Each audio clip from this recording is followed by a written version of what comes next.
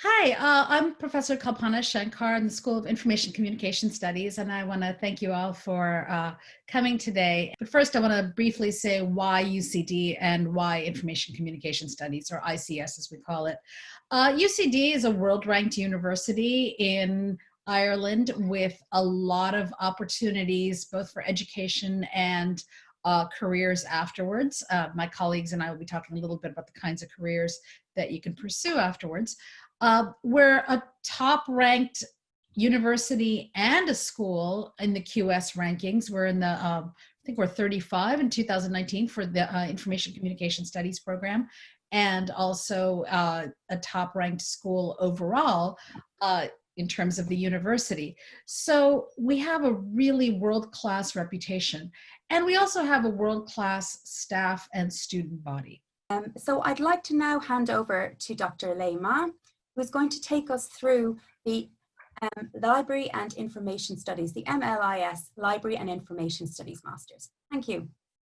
All right, thank you, Emma.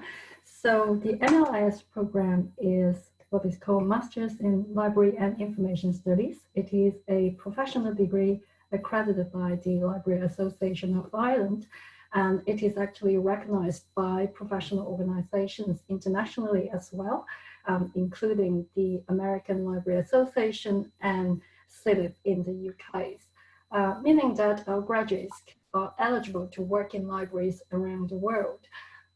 Many people, when they think about libraries, they think about books, which is correct, all right? And they think about people who have, like me, with glasses and tell people to shut up.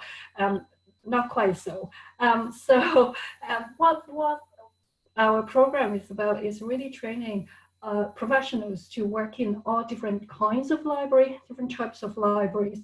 Maybe you haven't gone to public libraries, but actually we have all different kinds of library, including academic, government, special collections, including our health services libraries actually operating right now everywhere in the world. And there are many different roles in different libraries. Some would require more technical skills like digitalization, and some would require more people skills like outreach and engagement. So I can assure that it is never boring to work in a library. So what kind of careers can you pursue with this particular degree? As mentioned, libraries, different types and different roles. And our graduates also have found positions actually in non-governmental organizations as well as in the industry, as long as they can actually make use of the core skills that they have learned in our program. That is how to collect, organize, access, retrieve information, and that actually include intelligence services. Our class size is about 30 students at the moment, so not too big. We have our local Irish students from all over the country, as well as students from North America, from the EU, and also from Asian countries. And in terms of delivery, most of our classes are face-to-face, but we do have a few offerings that's actually online. And then obviously under current circumstances, we are actually ready to live stream our classes when needed. So I would really want to welcome you to join a fantastic profession. So thanks.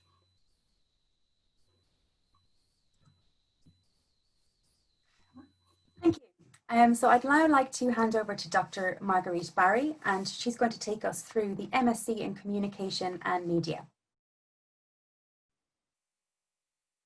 Thanks, Emma. That's great. Yeah, very happy to talk about the MSc in Communication and Media, which is our second newest master's program, I suppose, offered by the school. And Kalpana mentioned the MSc in Digital Policy, which is starting in September. And the MSc in Communication and Media started last September, and we're just coming to the end, I suppose, of the first year, which has been a fantastic launch for this new master's degree. We call it Communication and Media, which is a little different to similar masters you might have come across in other universities in Ireland and across the world, which tend to put media first. We put communication first because that's very much the focus of this particular master's. It's about looking at a broad range of communications and not just from the purposes of media production. So we're looking at it in a broader way, perhaps to the way other universities might look at it, and they might focus more on perhaps journalism or media production. So our approach is very much based in Ireland, but very international. And that's even reflected in the student cohort we had this year, which came from not just Ireland, but all over Europe, again, North America and Asia. And so we've had great interest in it, and we've continuing interest from this coming September as well. And this new master's degree focuses very much on the foundations of communication and media, and it very much reflects the ethos of the school. I spoke there about library and information studies, which is very much at the core of the School of Information and Communication Studies. And so we like to look at a whole range of communication, both interpersonal and mediated, in many different contexts. And as I said, not just in media production. So we look at areas around media and power and the impact in society, but we also look at cultural and creative interactions around communication.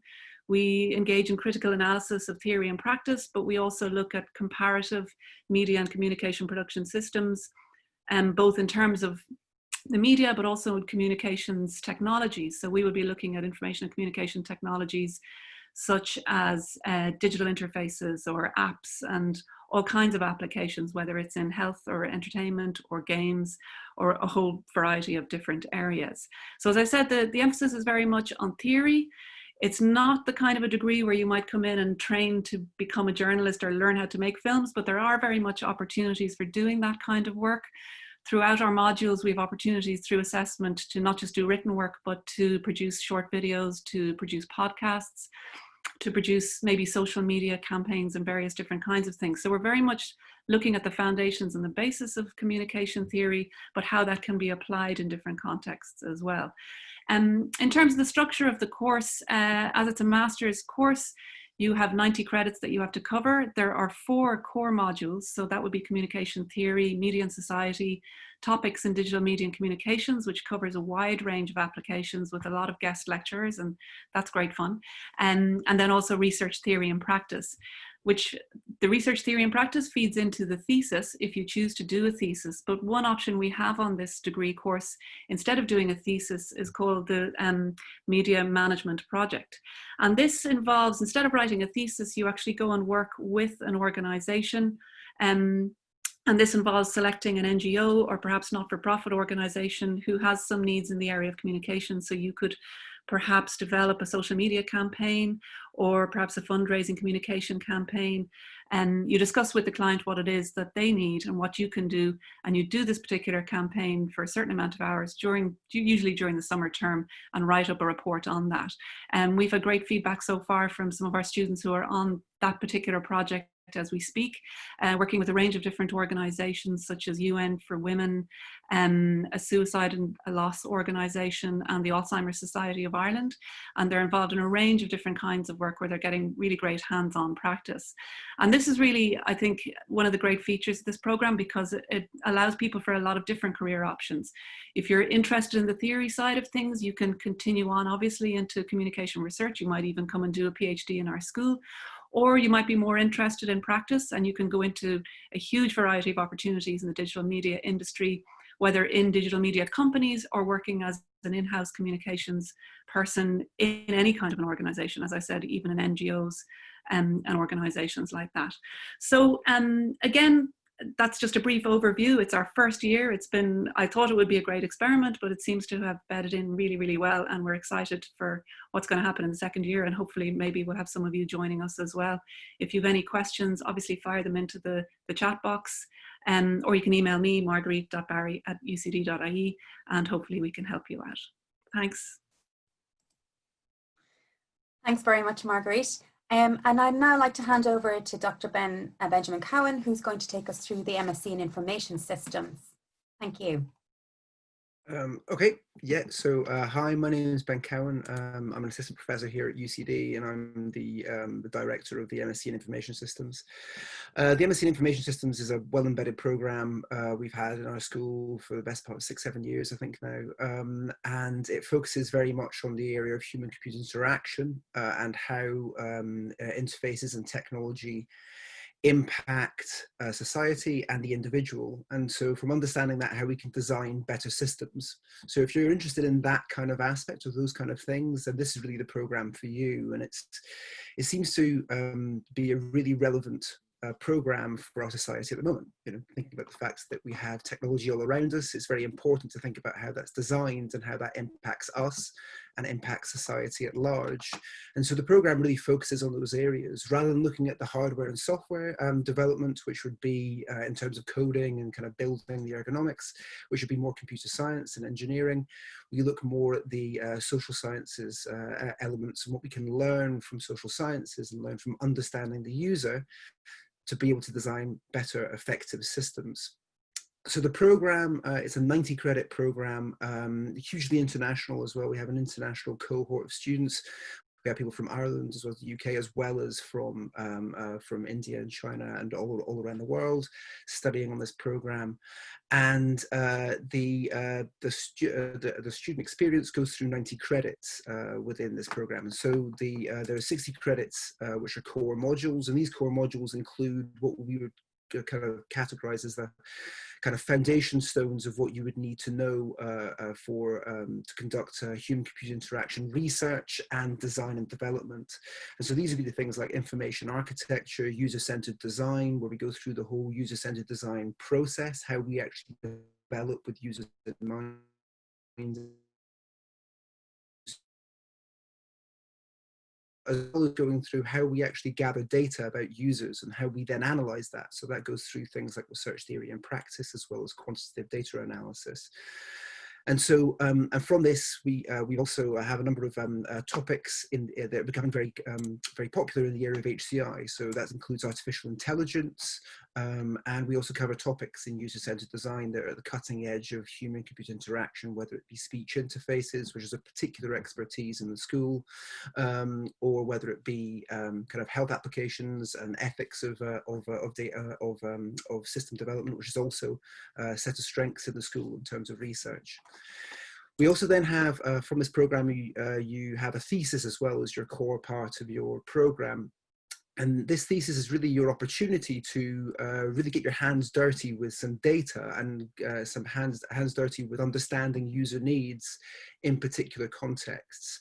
And these are conducted with the support of supervisors in the school. So the leading academics in the school help you form topics that are of mutual interest, and you tend to conduct a piece of research or a piece of data gathering that really informs an area of human-computer interaction. From this, you can gather practical skills in terms of data gathering, how we understand user opinion and analyze user opinion, but we can also get some really interesting theoretical insights from this type of data. And that's reflected in a number of these going for publication, actually. So a number of them go to publication for leading HCI venues. And so we see this work is really important in the cutting edge of the field, pushing the field forward, but also pushing forward your understanding in these kind of techniques and in these kind of domains. So we also have 30 credits of optional modules which span across other schools as well as in information communication studies. So we have kind of examples of Introduction to Cognitive Science, which is delivered by Computer Science, which gives you an understanding about the cognitive aspects of interaction. We also have Human Language Technologies and a core human-computer interaction course from Computer Science there too. And so these can be selected from the students. We also have courses from our school in Foundations of Information Studies, Data and Society, so how data gathering is impacted and the rules of data gathering impact in society.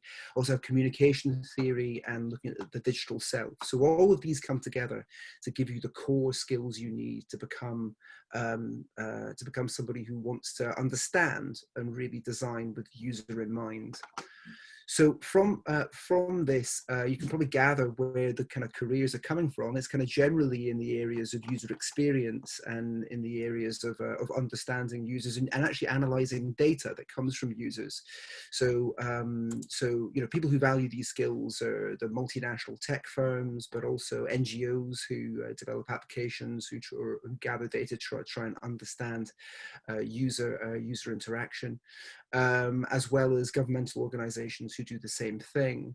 And so in terms of the type of jobs that you may see, so UX designer would be one, interaction designer, usability engineer, user interface researcher. We also have people who have gone into jobs in software development with a more user-centered angle. And so they've gone into companies like SAP, who have kind of user-centered arms to their organizations to be able to understand why people are using particular technologies and how they can inform them for their clients. We've also had people who have gone into work at Workday, which is also another prominent HCI employer in Ireland and globally, as well as companies like HCL and UX Experience. And also multinational companies who have an interest in understanding people. So understanding what people do and understanding how to make their services better. So Citigroup, for instance, would be an example where previous graduates have gone into jobs. And that's based on the expertise that you gather from the program. Say, for instance, handling quantitative data has been a really useful thing that employers have said has been incredibly useful, but also understanding people and understanding their needs and how to understand and get insights from that have been really important. There is also, of course, PhD potential from this program. So you can have a number of these pieces of research that have gone from our thesis, so either gone to turn into pilots for PhDs, or they have the students have gone on to other programs to do PhDs. We have a PhD who's come from the program, who is now currently studying the topic of language use by second language speakers with intelligent personal assistants like Siri. And so there is PhD potential and opportunity here because you gather the research skills required for those kind of PhDs. And it's generally from the field of human-computer interaction we're seeing people moving into those PhD programs for. And just to let you know as well, from the fact that, you know, if from the academic context, when you arrive at UCD, it's not only arriving at the excellent kind of facilities that you have at UCD in general, it's also you're arriving at a kind of world-class set of researchers within this field that feeds into the MSc in Information Systems. A number of the people who teach on the course are from the HCI at UCD group, which is one of the leading HCI groups in Ireland and one of the largest in Europe. And we conduct a lot of research that gets published at prominent international conferences. We also get asked for our advice by government and by industry organizations regularly. So the academics that will be teaching you all these programs that you'll be learning from and collaborating with are truly international in their focus and truly international in their stature. And we also have a number of activities there that students can get involved in. One of them being the seminars where we invite international academics to engage and to present their work to us as a lab, but also that's open to the MSc in Information Systems students who want to learn more about those topics. So that's all from me. Thanks very much, Ben, and thank you very much to all the panelists. So we're just going to take some of the questions and answers now. And one of the main questions that has been appearing in the questions section is about the university response to COVID-19 and given the current circumstances. So just a little piece around that. For our incoming students, UCD remains committed to delivering the best face-to-face teaching and campus experience where possible within public health guidelines and restrictions for the next academic year. So we are continuing to make preparations to welcome all incoming students in September, and we will be including blending online delivery with small group interactions with lecturers and access to the library and university facilities within public health guidelines. So for our graduate studies, just to make you aware, the academic calendar for our trimester, our autumn trimester, will begin and commence on the 21st of September for a 12-week term. So given the circumstances, this is a fluid situation, so we are responding to updates as they become available. But as I said, the school is committed to providing more details in the coming weeks and months in terms of the delivery of specific modules, but you've heard some detail from the school already in terms of the delivery. What I would like to refer you to is the University COVID-19 website. I'm going to pop that in the chat box now because that gives the most up-to-date information in terms of the university position and relevant information that can be accessed readily. I will also include links, some useful links to graduate studies and the the emails to our panelists here if you have any further questions you'd like to follow up with. So I'm just going to turn to some of the questions now that have come up. So Ben, if I could come to you first, there was a question about the information systems. Could you just explain a little bit about the optional modules? I know some of the questions have been answered, but maybe just some details of the optional modules for viewers. Yeah, so sure. So so let me just get the so in the slides I've included a table of all the optional modules that are involved in the program for 2020 to 2021. So so all participants will be able to get access to that and potentially even choose the modules that they want before they've even arrived. So with the modules, it's 30 credits of optional modules, and most of the modules are 5 credits each. So if you're going to go for 5 credit modules, that would be obviously 6 optional modules that you would choose. But as you can see, if you look at the slides, there are 10. There's some that are 10 credits and some that are 7.5 credits. So really, it's up to the student which ones they wish to select. So so you can kind of follow your interest in terms of where they go within the options that are available here, and so it really is. It doesn't matter how it's gathered together, as long as there is sort of there are 30 credits of optional modules being taken. Great, thank you. And we had a question, if I can come to you, Leigh, about in terms of your IT skills for the MLIS. If you could maybe just cover that. Sure. Basically, we do not require any kind of advanced IT skills in the MLIS program. So obviously we would like you to have basic computer literacy. If you can just use Microsoft suites and so on. So because we do have actually some modules offer, if you like to improve your IT skills in say, for example, web publishing, in terms of information architecture, we have a module in digital libraries which will teach you a little bit of XML. However, they are not intimidating. So in the sense that if you really don't want any kind of like doing something very, very technical, it is your choice. It is your option when you're enrolled in the program, because librarianship, as I said, there are many different career trajectories. So some of them will require more technical skills. So when others actually will be much more focused on people. So we don't need very advanced IT skills. Not just Ben, you mentioned in terms of the progression to PhD opportunities. Could you just elaborate a little bit about the opportunities for progression to PhDs within the school, please? Yeah, so so the school is active in many different kind of areas around PhD. Obviously, we have a number of leading academics who can supervise particular PhD topics. So most of the time, we're looking for a kind of a 2-1 and above when it comes to the MSCs, or it comes to master's programs to get into the PhD programs. But one of the key things is to really come up with a topic that is of interest to particular supervisors within that. So that's one side of it, and the other side is obviously looking at scholarships and funding. Now we have we're involved in a number of funding opportunities in Ireland. So one of them being the Centre for Research Training network that's involved in Ireland. So there's 2 that we're involved in, which is MLLabs, and also D-Real, which is digitally enhanced reality. And these have scholarships that are available. So that might be a PhD in the school. It may also be a PhD at other universities in Ireland that's possible there. So they have all their application processes online and so available there.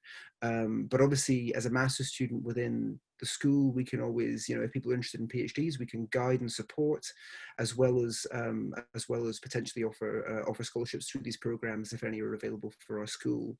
We also technically we also run a scholarship most years, and that's advertised through the school website whenever it's available.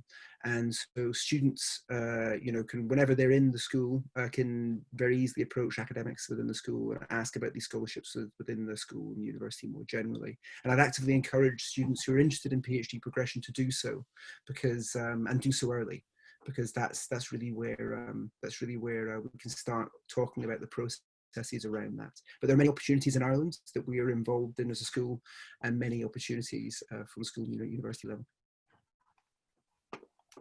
Thanks, Ben. If I could maybe just come to Kalpana, just in terms of the digital policy program, the new program, in terms of the guest speakers, or what relationships or links with industry graduates expect to from this program. So because it's a new program and it's not necessarily industry focused per se, because we'll also be bringing in people from the public sector as well. The main link, of course, is with Microsoft, that is supporting this program quite intensively. They're very excited about it. So there will be contacts with Microsoft.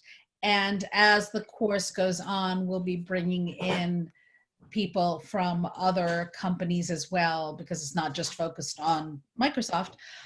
So right now we're in conversation with companies like Facebook, LinkedIn, as well as Microsoft, and possibly others to at least do guest lectures and contribute to the program.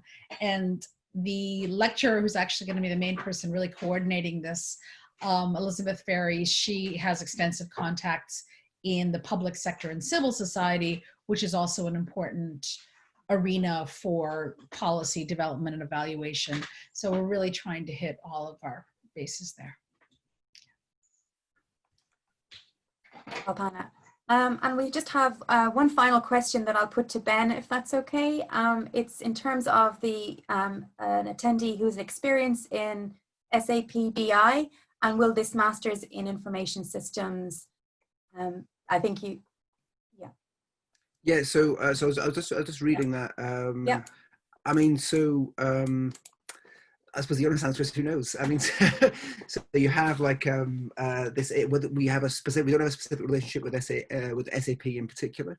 So, but we have had graduates go on to work for them. So, and so that's. So that's probably all I can state about that. I can't speak about SAP in particular because I don't work with SAP. So, but in terms of the skills that we have for the MSc in Information Systems, I'm just answering this with another question that I saw beforehand as well.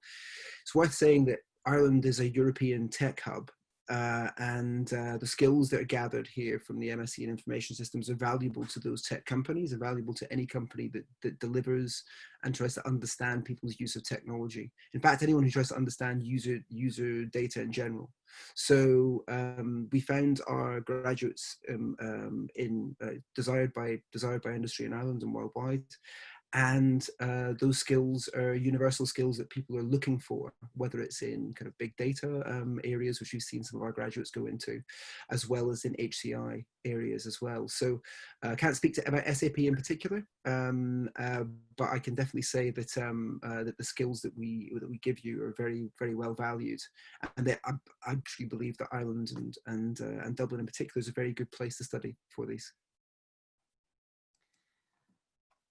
Great, thanks very much, Ben. So if I'd like to conclude the webinar at this point and thank all our panelists and thank you for attending, and we hope to see you in September. Thanks very much for viewing.